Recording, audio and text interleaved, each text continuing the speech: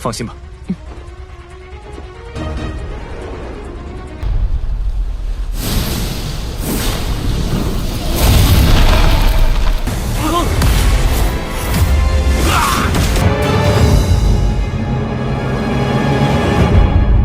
Halo Sobat Samakanang, gimana kabarnya? Semoga kalian baik-baik saja ya. Seperti biasa, pada video kali ini kita akan membahas preview cerita Donghua BTTH episode ke-223. Yang dimana pada episode sebelumnya, di makam surgawi yang sunyi, Xiaoyan menatap sosok Xiao Xuan yang hampir sepenuhnya transparan. Meski keberadaannya kian memudar, kehangatan seorang leluhur masih terasa jelas. Xiaoyan memahami satu hal, jika ia ragu sekarang, maka seluruh pengorbanan ini akan menjadi sia-sia. Atas dorongan Xiao Xuan, Xiaoyan akhirnya menyerap esensi murni jiwa makam surgawi. Cahaya kristal menyelimuti tubuhnya, menyeret kesadarannya ke dalam samudra spiritual perak yang tak berujung. Tempat waktu terdistorsi dan energi dimurnikan tanpa henti. Di sana, dengan bantuan api teratai iblis pemurnian, Xiaoyan menempa jiwanya selama 2 tahun penuh dalam keheningan absolut. Sementara itu, di luar, tubuh Xiao Xuan terus memudar. Ia menjaga makam surgawi dengan sisa kekuatannya, menunggu dengan sabar meski napas spiritualnya hampir padam. Saat ia merasa waktunya telah habis dan perpisahan tak terelakkan, getaran dahsyat tiba-tiba mengguncang seluruh makam surgawi. Dari cahaya yang meledak muncul sosok raksasa berwajah Xiaoyan. Auranya memaksa seluruh jiwa berlutut. Dengan khidmat ia berlutut di hadapan leluhurnya. Dan jiwa negara Di akhirnya tercapai. Melihat keberhasilan itu, Xiao Xuan tersenyum bangga sebelum tubuhnya hancur menjadi cahaya dan menyatu dengan angin. Xiaoyan pun bangkit sebagai penguasa baru makam surgawi, membawa kekuatan yang bahkan Gu Yuan tak mampu lawan hanya dengan fluktuasi spiritual. Kini dengan jiwa negara Di tangannya dan perang besar di depan mata, Xiaoyan melangkah menuju pegunungan Burial Sky. Badai yang sesungguhnya baru saja akan dimulai. Dan itu merupakan inti cerita pada cerita sebelumnya. Kalau begitu, sekarang langsung saja kita masuk ke bagian cerita terbaru.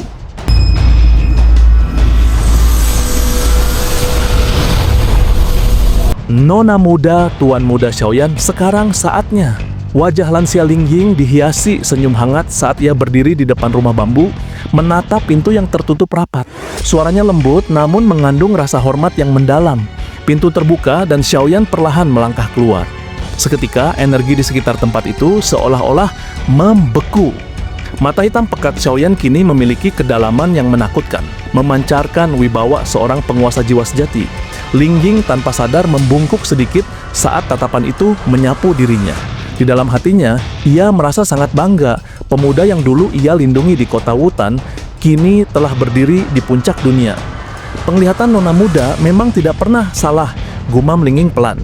Ia melirik Sun Er yang berdiri anggun di samping Xiaoyan. Sang mutiara klan Gu itu tampak begitu patuh dan lembut, menyembunyikan kecemerlangannya demi mendampingi sang kekasih, persis seperti gadis berbaju hijau yang mengikuti Xiaoyan di masa lalu. "Ayo pergi, Ling tua, sampai jumpa lagi," ucap Xiaoyan. Ia menatap ke arah pegunungan utama klan Gu, di mana ribuan aura kuat telah berkumpul. Ia juga merasakan fluktuasi spasial dari dua arah yang berbeda. Klan Lei dan Yan telah bergerak.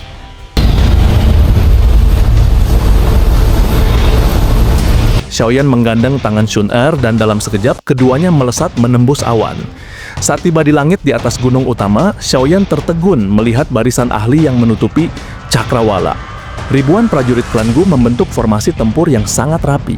Aura mereka menyatu menjadi satu gelombang tekanan yang bahkan membuat Xiaoyan dengan jiwa negara Dinya merasa terkesan. "Akhirnya kalian datang." Gu Yuan muncul di samping mereka dengan tawa kecil. Matanya yang tajam melirik keduanya sebelum menggoda. "Sepertinya kalian benar-benar berniat membuatku menjadi kakek secepat mungkin." Wajah Sun Er seketika memerah seperti apel matang, sementara Xiaoyan hanya bisa terbatuk canggung. Ia segera mengalihkan pembicaraan. "Paman Gu, apakah seluruh kekuatan klan Gu dikerahkan?" "Belum semuanya, tapi ini adalah kekuatan inti kami," jawab Gu Yuan dengan nada serius. "Lawan kita adalah klan Hun yang misterius. Kita tidak boleh meremehkan mereka." Xiaoyan mengamati barisan tersebut. Selain Gu Yuan, ada sosok Guli, raja terendam hitam, yang auranya setingkat Dou Sheng bintang 8 awal. Di bawahnya ada 3 dewa klan Gu yang berada di tingkat bintang 7. diikuti oleh puluhan tetua yang mayoritas berada di tingkat bintang 4 hingga 6. Barisan ini jauh melampaui gabungan faksi manapun di Central Plains. Tiba-tiba suara angin menderu memecah langit. Sekelompok besar sosok melintas dan mendarat di hadapan mereka. Kepala klan Guyuan, teman muda Xiaoyan klan Yan telah memobilisasi seluruh elitnya, seru Yan Jin sambil menangkupkan tangan. Di belakangnya berdiri puluhan ahli tingkat tinggi.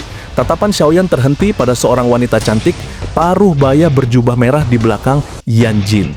Wanita itu memancarkan daya pikat yang matang namun berbahaya. Saat mata mereka bertemu, wanita itu mengirimkan fluktuasi spiritual yang aneh menuju Xiaoyan. Teknik menggoda jiwa, Xiaoyan hampir tertawa. Menggunakan teknik spiritual di depan pemilik jiwa Negaradi adalah seperti menyulut korek api di depan matahari. Dengan satu pikiran, Xiaoyan melepaskan riak tekanan spiritual yang tenang. Wanita itu tersentak, tubuhnya bergetar, dan wajahnya memucat seketika. Jiwa Negaradi, gumamnya dengan rasa tidak percaya. Xiaoyan, ini adalah tetua Huoling dari klan saya. Yan Jin tertawa melihat kegagalan anak buahnya. Sudah kukatakan jangan bermain-main dengan kekuatan spiritual di depan dia, tapi engkau tidak percaya. Panggil aku Peri Huoling, bukan tetua. Wanita itu mengerucutkan bibirnya sebelum tersenyum manis pada Xiaoyan. Klan Xiao memang luar biasa. Dulu ada Xiao Xuan, sekarang ada Xiaoyan. Sepertinya surga benar-benar memberkati kalian. Guyuan menatap seluruh pasukan dengan tatapan berwibawa. Kalian semua tahu apa yang kita hadapi hari ini. Klan Hun adalah musuh yang kejam. Jangan pernah lengah. Seluruh pasukan menjawab dengan seruan yang mengguncang bumi.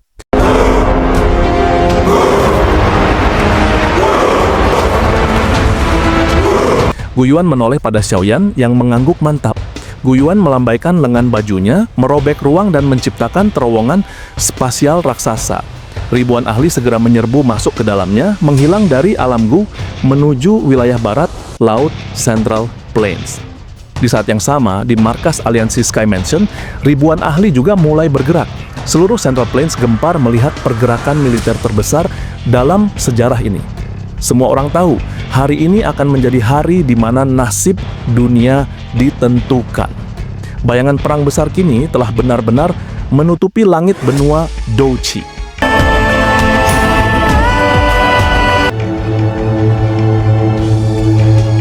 Pegunungan Buril Sky berdiri kokoh di wilayah barat Laut Central Plains sebagai monumen bisu dari tragedi masa lalu.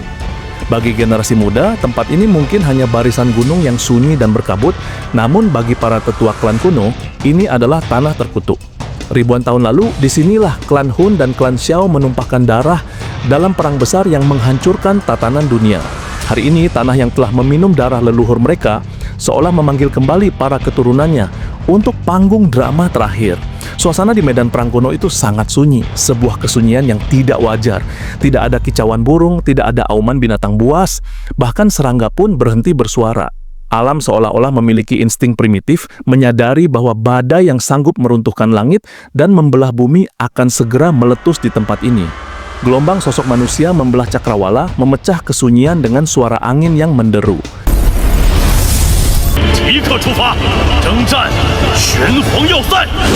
Guyuan mendarat dengan ringan di atas bongkahan batu reruntuhan yang tertutup lumut. Matanya yang bijaksana menyapu lembah yang pernah dipenuhi mayat rekan-rekan seperjuangannya. Tak disangka, setelah ribuan tahun, takdir membawa kita kembali ke titik awal yang penuh darah ini, gumamnya dengan nada yang sangat kompleks. Tak lama kemudian, Xiaoyan mendongak ke arah utara. Sebuah senyum tipis, namun penuh determinasi, muncul di wajahnya. Mereka dari aliansi Sky Mansion telah tiba. Benar saja, awan hitam sosok manusia menutupi langit utara. Yao Lao memimpin di depan dengan jubah putihnya yang berkibar, diikuti oleh Cailin yang mempesona, Dr. Peri kecil, hingga Xiao Chen yang membawa aura pedang yang tajam. Bahkan tokoh legendaris seperti leluhur Menara Pil dan Pak Tua Shenong turut hadir. Yao Lao tahu betapa pentingnya hari ini bagi muridnya. Ini bukan sekadar urusan politik antar klan kuno. Ini adalah pemenuhan janji suci seorang anak kepada ayahnya yang telah lama hilang. Cailin melangkah mendekat, wajah dinginnya yang cantik menunjukkan sedikit kelembutan yang jarang terlihat. Di sampingnya, Shun Er menyapa dengan senyum tulus, menciptakan momen kedamaian singkat di tengah ketegangan yang memuakkan. Namun, suasana haru itu segera terputus oleh perubahan atmosfer yang drastis. Matahari baru saja mencapai puncaknya, namun tiba-tiba cahayanya seolah ditelan oleh kegelapan yang merayap. Kabut hitam yang tebal, dingin, dan berbau amis kematian muncul entah dari mana, menurunkan suhu udara hingga ke titik beku dalam hitungan detik. Mereka datang, ucap Guyuan dan Xiaoyan serentak, mata mereka terpaku pada satu titik di langit. Sebuah terowongan spasial raksasa yang tampak seperti lubang hitam terbuka. Sosok Hun Tiandi muncul dengan jubah yang melambai ditiup angin dingin, didampingi oleh Nihility Devouring Flame yang memancarkan aura melahap, serta 4 orang suci iblis. Kehadiran mereka membawa tekanan yang begitu berat, hingga pegunungan di bawahnya mulai memunculkan retakan-retakan besar.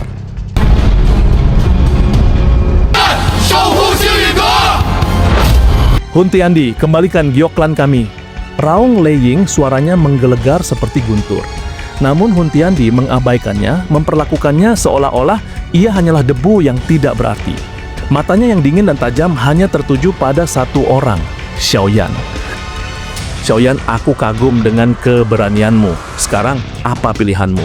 Menukar giok kuno terakhir ini dengan nyawa yang kau dambakan, atau kau memilih untuk melihat ayahmu hancur menjadi debu di depan matamu? Tanya Hun Tiandi dengan nada bicara yang santun, namun mengandung niat membunuh yang mengerikan. Aku ingin melihat ayahku terlebih dahulu, tuntut Xiaoyan, suaranya parau, menahan ledakan emosi yang hampir meledakkan dadanya. Hun Tiandi tersenyum tipis dan melambaikan tangannya. Ruang di belakangnya berdesir, dan sebuah penjara yang terbuat dari kabut hitam dan rantai jiwa muncul. Di dalamnya, seorang pria tua duduk terbelenggu dengan cara yang sangat menyedihkan. Mata Xiaoyan membelalak, pupilnya mengecil, darah di dalam tubuhnya mendidih, memberikan resonansi instan. Melalui garis keturunan, pria itu adalah Xiaozhan, ayahnya. Puluhan tahun telah berlalu sejak malam kelam di kota Wutan. Sosok kepala klan yang gagah dan penuh wibawa dalam ingatan masa kecil Xiaoyan kini telah berubah menjadi orang tua kurus berambut putih yang tampak sangat rapuh. Tubuhnya penuh dengan bekas luka dari rantai jiwa yang telah mengisap energinya selama puluhan tahun dalam kegelapan penjara klan Hun. Hun Tiandi, jika aku punya kesempatan, aku akan mencabut setiap nyawa di klan Hunmu dan membiarkan kalian membusuk di neraka. Raung Xiaoyan. Amarahnya meledak dengan dahsyat, memicu fluktuasi spiritual jiwa negara Di yang begitu kuat, hingga awan hitam di langit terbelah dan guntur merah menggelegar tanpa henti. Bahkan Hun Tiandi dan Nihility Devouring Flame pun terkejut. Jiwa negara Di, bagaimana mungkin bocah ini mencapainya dalam waktu sesingkat itu? Mendengar suara yang begitu familiar namun penuh dengan otoritas yang luar biasa, pria tua di dalam sangkar itu perlahan, dengan sisa-sisa tenaganya, mengangkat kepalanya yang berat. Matanya yang keruh dan hampir buta berusaha fokus pada sosok pemuda berjubah hitam di kejauhan. Air mata mulai mengalir deras di pipinya yang cekung dan keriput. Yan Er, benarkah itu kau? Suara Xiaozhan terdengar sangat serak dan gemetar, dipenuhi dengan rasa sakit, kerinduan, dan ketidakpercayaan yang telah ia simpan selama bertahun-tahun dalam isolasi total. Xiaoyan mengepalkan tinjunya begitu erat hingga kuku-kukunya menancap di telapak tangan, menyebabkan darah segar menetes ke tanah medan perang kuno itu. Ayah, ini aku datang. Aku datang untuk membawamu pulang. Keheningan yang mencekam menyelimuti pegunungan Burial Sky. Di tengah ribuan ahli terkuat di benua itu, hanya suara parau penuh kesedihan seorang ayah yang bergema, menyayat hati siapapun yang mendengarnya. Puluhan tahun telah berlalu sejak perpisahan di kota Wutan. Saat itu, Xiaoyan hanyalah seorang pemuda yang baru saja mulai mengepakkan sayapnya. Demi hari ini, ia telah merangkak melalui jurang kematian, menelan api yang membakar jiwa, dan memikul beban kehancuran klannya sendirian. Guyuan dan para pemimpin klan kuno terdiam. Mereka melihat sosok punggung Xiaoyan yang nampak kurus namun sekokoh gunung. Mereka menyadari bahwa di balik kejeniusan yang mempesona itu, terdapat ribuan luka dan perjuangan hidup mati yang tak terhitung jumlahnya. Anak ini benar-benar laki-laki sejati. Tidak ada seorang pun di klan Leiku yang bisa menandingi keteguhan hatinya, gumam Lei Ying dengan nada hormat yang tulus. Xiaoyan telah mendaki dari titik nol tanpa dukungan kekayaan klan, hanya bermodalkan obsesi untuk menyelamatkan ayahnya. 这新晋神王不论 Di dalam penjara kabut, Xiaoyan menatap tajam putra bungsunya. Jejak pemuda nakal itu masih ada di wajah dewasa Xiaoyan. Air mata mengalir deras di pipinya yang cekung. Yan Er lari, pergi dari sini. Raungnya serak. Baginya, klan Hun adalah iblis yang tak terjangkau, dan ia lebih baik mati daripada melihat putranya terperangkap. Namun Xiaoyan menatap rantai logam yang melilit tubuh ringkih ayahnya. Ia menghirup udara dingin dalam-dalam. Setidaknya ayah masih menhidup, bisiknya pada diri sendiri. Adegan yang sangat menyentuh. Hun Tiandi tertawa kecil, suara yang terdengar seperti gesekan logam dingin. Xiaoyan, kau harus berterima kasih, bakat ayahmu biasa saja. Tanpa pil obat dari klan Hunku, dia tidak akan mungkin bertahan hidup selama puluhan tahun ini. Xiaoyan menoleh dan sebuah senyuman muncul di wajahnya. Senyuman yang membuat Lei Ying dan Gu Yuan merasa ngeri. Tentu saja, jawab Xiaoyan dengan nada tenang yang mematikan. Xiaoyan akan mengingat bantuan besar klan Hun ini sampai ke liang lahat. Bahkan otot wajah Hun Tiandi berkedut. Ia melihat mata merah darah Xiaoyan dan tahu bahwa pemuda ini bukan hanya sekadar mengancam. Jika diberi kesempatan, Xiaoyan akan menghapus klan Hun dari sejarah benua ini tanpa sisa. Transaksi dimulai, ucap Xiaoyan dingin. Ia mengangkat giok kuno Toshe terakhir. Hun Tiandi melambaikan lengan bajunya, menghancurkan penjara kabut, dan melepaskan belenggu Xiaoyan. Dalam satu koordinasi yang tegang, giok kuno melesat ke tangan Hun Tiandi, sementara Xiaoyan ditarik oleh kekuatan isap Xiaoyan. Sesaat setelah memotong sisa ikatan hitam di tubuh ayahnya, Xiaoyan menangkap sosok kurus itu dengan tangan gemetar. Tak lama setelah itu, Xiaoyan mendarat di barisan aliansi dan segera menurunkan Xiaoyan. Tangan tua Xiaoyan yang kasar dan gemetar menyentuh wajah Xiaoyan, memastikan bahwa ini bukan sekadar mimpi buruk di dalam sel gelap. Yan Er, ini benar-benar kamu. Suaranya pecah oleh tangis. Xiaoyan berlutut di depan ayahnya. Dahinya menyentuh tanah hingga bebatuan di bawahnya retak. Ayah, kau telah menderita karena ketidakmampuanku. Maafkan anakmu. Semua orang di sekitar, termasuk para pejuang tangguh Sky Mansion, merasakan tenggorokan mereka tersumbat melihat pemandangan ini. Seorang pemuda yang baru saja menantang pemimpin klan terkuat di dunia, kini bersimpuh seperti anak kecil di depan ayahnya. Cepat bangun Yan Er, ayah yang tidak berguna, bukan kamu. Xiaoyan mengangkat Xiaoyan, matanya berbinar bangga melihat betapa gagah putranya sekarang. Xiaoyan menghapus air matanya, lalu tatapannya berubah menjadi sedingin es saat ia berbalik menghadap langit. Ayah, kakak dan kakak kedua menunggumu, tapi sekarang izinkan aku menyelesaikan urusan dengan mereka. Ia menoleh ke arah lusinan ahli puncak Douzun dan Dousheng dari Sky Mansion. Lindungi ayahku dengan nyawa kalian. Ketua aliansi, jangan khawatir. Tak seorang pun akan menyentuh Tuan Xiaoyan selama kami masih bernapas. Jawab mereka dengan seruan yang mengguncang gunung. Hun Tiandi di langit tertawa terbahak-bahak sambil menggenggam kepingan giok terakhir. Cahaya kemenangan terpancar dari matanya. Dengan 8 keping giok terkumpul, rahasia Dewa Kuno Toshe kini berada dalam genggamannya.